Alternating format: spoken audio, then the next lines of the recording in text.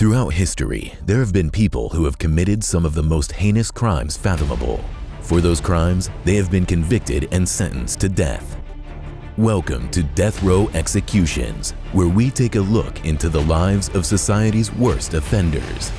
And now, your host, Air.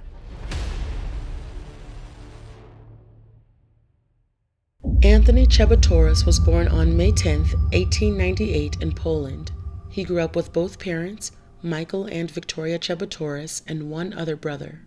Soon after Anthony was born, his father Michael immigrated to the United States alone in the hopes of a better life. He worked very hard for 2 years, and in 1902 he sent for his wife and sons to live with him in Trevescan, Pennsylvania. As time went on, his parents gave birth to a daughter and another son. Anthony attended school but dropped out in the 8th grade in order to start making money. His first job was working as a laborer in his hometown, but he eventually relocated to Detroit, Michigan, and began working as a chauffeur in 1919.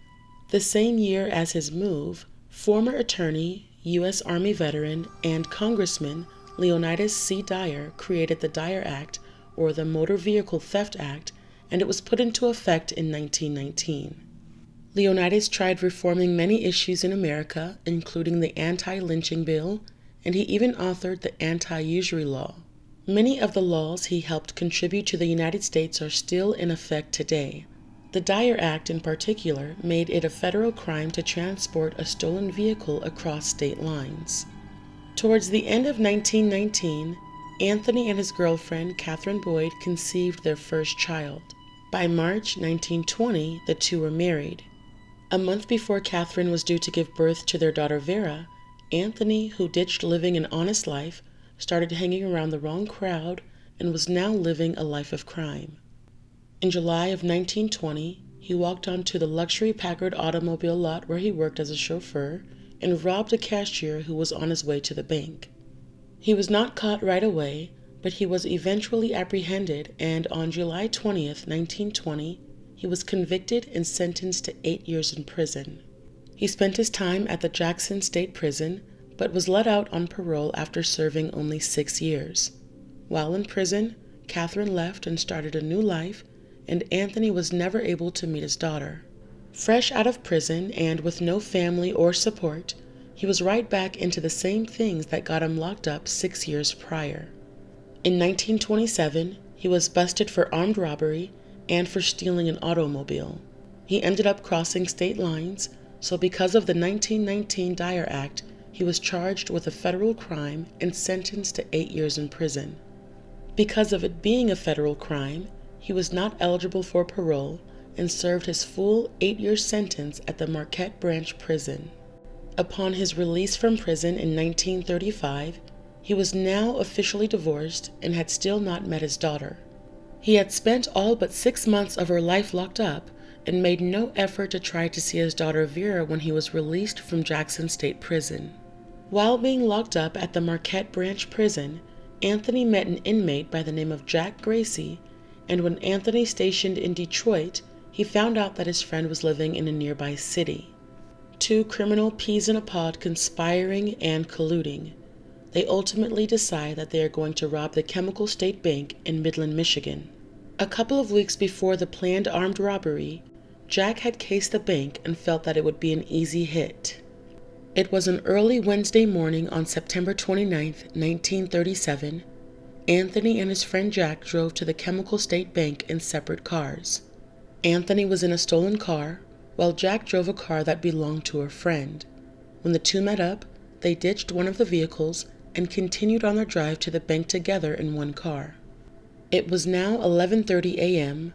Anthony, dressed in his denim blue jacket and a hat, walked alongside Jack towards the bank.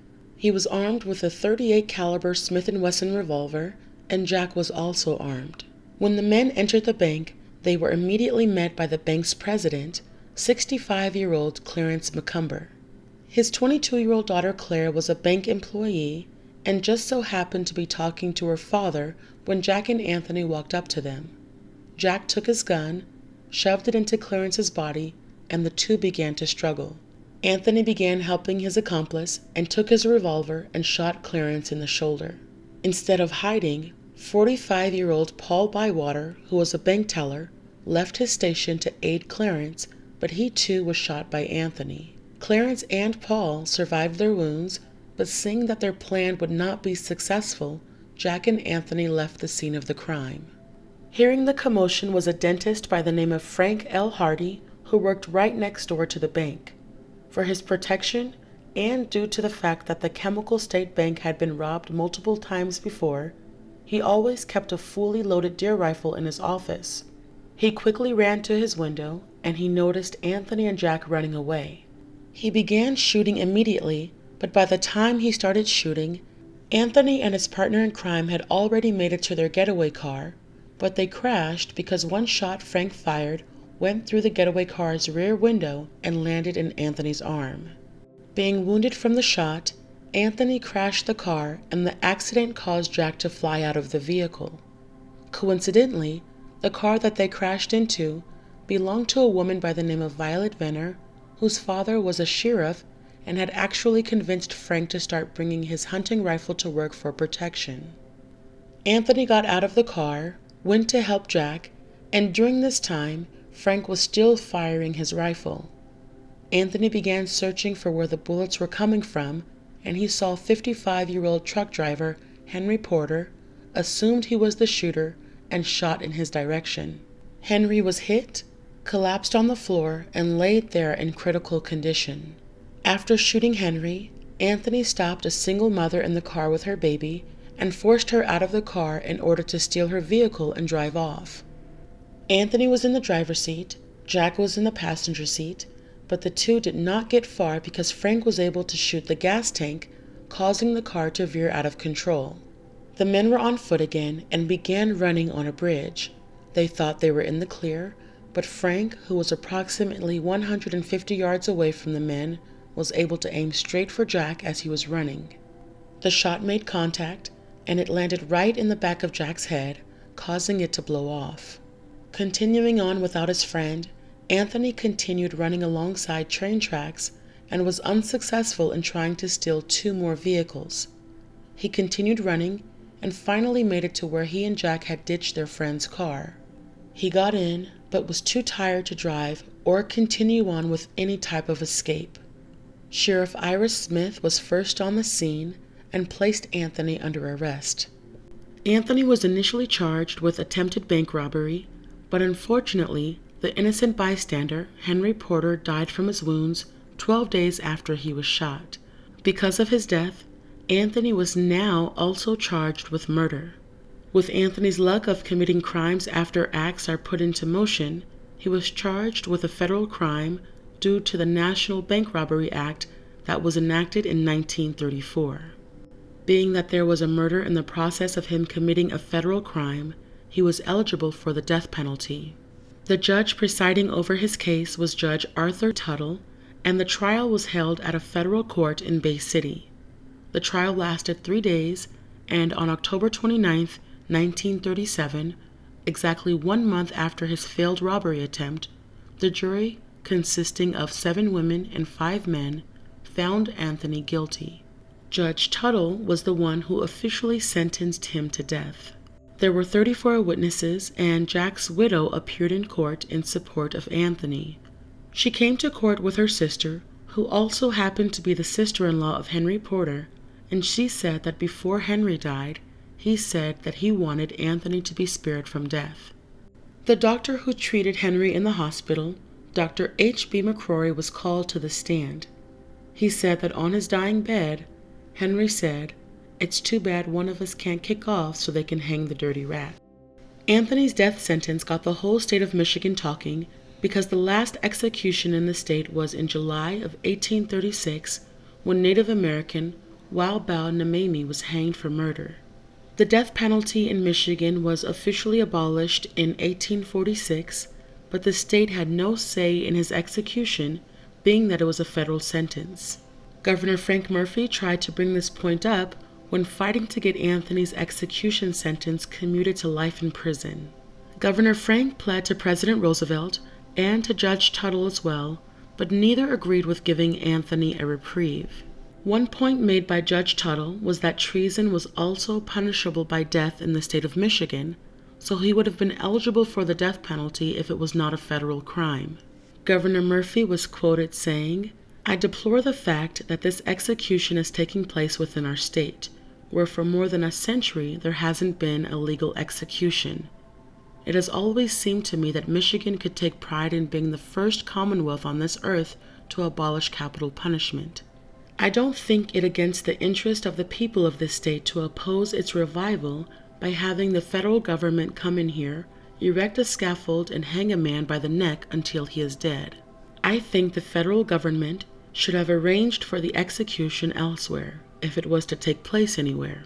In response, Judge Tuttle said, "An able and fearless United States attorney fairly presented this case to a qualified jury of 5 men and 7 women, all good citizens of the state of Michigan. On October 28, 1937, that jury had the courage and wisdom to return the just verdict which directed that Chebatoris be punished by death. That just verdict having been returned, the law was mandatory in 3 respects, namely that the penalty should be death, that it should be by hanging, and that it should be within the state of Michigan. These last 2 requirements resulted from the fact that Michigan has one statute providing the death penalty by hanging. If the sentence had been different in any one of those 3 respects, it would have been unlawful. I have neither the power nor the inclination to change the sentence. If I did have the power to do so, I think it would be unfair to suggest that the people of a neighboring state are less humane than are the people of our own state of Michigan. This federal court is enforcing a federal law in Michigan for an offense against the United States committed in Michigan." Many were fighting for Anthony, but it seemed like the only one who did not care and was not fighting was Anthony himself. It was said that during trial he barely talked to his defense team, but one thing that came out was that he said, "I haven't a friend in this world. My wife divorced me. I'd rather die than go back to prison." While on death row, Anthony's defense team said that he did not have enough money nor the grounds to file for an appeal, but he was still given 7 months to do so. No appeal, however, was made on his behalf. When it was nearing Anthony's execution date, Frank SAIN, a warden of Cook County Jail in Chicago, Illinois, offered to send an electric chair free of charge. "Our chair is ready for your use any time. We'll make no charge, of course. Always glad to oblige a neighbor." Anthony's execution date was set for July 8, 1938, and U.S. Marshal John J. Bark was in charge of handling the execution proceedings. He delegated G. Phil Hanna to carry out the hanging, and he was a 65-year-old farmer who had been in charge of over 70 executions. Sheriff Ira Smith, who was the one who arrested Anthony, was asked if he could attend the execution in order to open the trap door, and he agreed. In his last moments, although he had given up on life, his family, and had become an atheist, refusing to meet with the chaplain, he got a surprise visit from his ex-wife, his daughter, and her baby. By that time, his daughter was grown and married. Anthony was also able to see his son-in-law and his siblings as well. The prison offered to grant him a last meal, but he replied by saying, "I'll eat what the other fellows eat." According to an article by Aaron J. Veselinak, Phil Hanna arrived at the execution 3 hours early, but came with friends and was very drunk, struggling to even walk normal. Phil said that if his friends were not allowed to watch the execution, he would leave. The warden phoned the United States Bureau of Prisons to complain, but he was just told that there could only be official witnesses. Taking things into his own hands, he let Phil know his friends could stay, but once Phil left to prep for the execution, Warden John Ryan kicked the friends out without Phil even knowing. He did find out after the execution took place and got angry at the warden, but the warden kicked him out of the prison. The execution was held at the federal detention farm, and Anthony was called out of his cell at 5:04 in the morning. Although he refused to see a spiritual advisor, there was a reverend that walked with him to the gallows. For Anthony's last words, he smiled and asked, "Are you Mr. Hanna?" Phil Hanna replied by saying, "I am," and Anthony said, "Then I know it will be a good job." The trapdoor sprung open, and Anthony was pronounced dead at 5:21 a.m. Anthony was the first person in the history of the United States to be sentenced to death under the Bank Robbery Act, and the first to go in Michigan in over 100 years. Thank you guys for watching another episode of Death Row Executions, and I would like to ask you guys a question. I was very shocked and surprised when I found out that his ex-wife and daughter went to visit him on death row. When his daughter was born, he was locked up for 6.5 years, and when he was released for 6 months, he made no effort to see her. He was locked up again for another 8 years, and when he was released, again, he made no effort to see his daughter. If you had a parent like that, would you be as forgiving as his daughter Vera and visit them on death row before their execution?